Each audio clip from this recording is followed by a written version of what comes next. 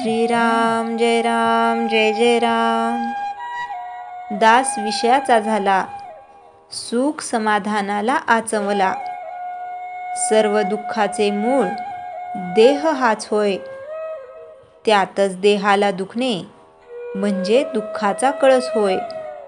मिठाचे खारटपण, साखरेचे पांढरेपण यांस नसे वेगळेपण, तैसे दुःख आणि देह जाण।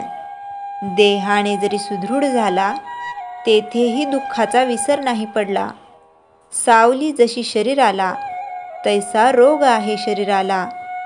रामकृष्णादिक अवतार झाले, परी देहाने नाही उरले। स्वतःचा नाही भरवसा, हे अनुभवास येई। परी वियोगाचे दुःख अनिवार्य होई। देह दुःख फार अनिवार, चित्त होई अस्थिर। देहाचे भोग देहाचेच माथी, ते कोणास देता येत नाहीत, कोणाकडून घेता येत नाहीत। आजवर जे जे काही आपण केले, ते ते प्रपंचाला अर्पण केले। स्वार्थाला सोडून नाही राहिले। अधिकार संतती संपत्ती, लौकिक व्यवहार जनप्रीती, या सर्वांचे मूळ नाही स्वार्थापरते, अखेर दुःखालाच कारण होते। जो जो प्रयत्न केला आपण, तेच सुखाचे निधान समजून, कल्पनेने सुख मानले, हाती आले असे नाही झाले। ज्याचे करावे बहुत भारी, थोडे चुकता उलट गुरगुरी। ऐसे स्वार्थपूर्ण आहे जन, हे ओळखून वागावे आपण। प्रपंचात आसक्ती ठेवणे म्हणजे जणू अग्नीला कवटाळणे। म्हणून आजवर खटाटोप केला, परी कामाला नाही आला। विषयातून शोधून काढले काही, दुःखाशिवाय दुसरे निघणारच नाही।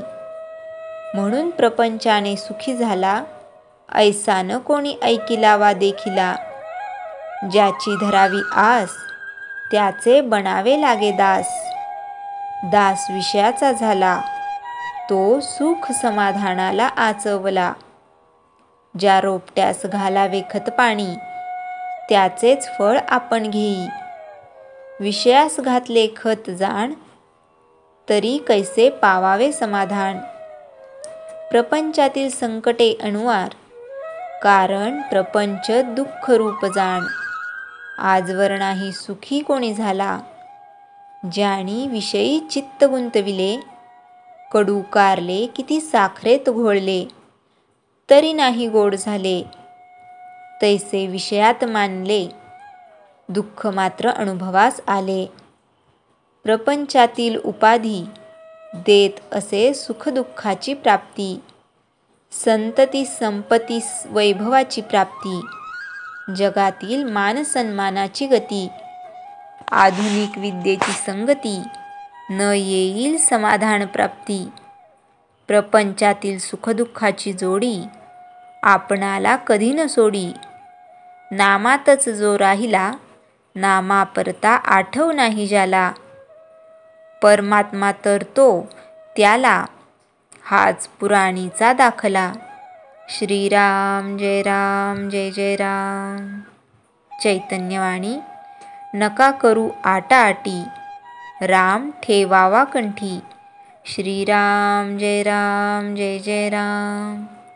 जयाच्या जनी जन्मनामार्थ झाला, जयाने सदा वासनामात केला। जयाच्या मुखी सर्वदा नाम कीर्ती, नमस्कार त्या ब्रह्मचैतन्य मूर्ती।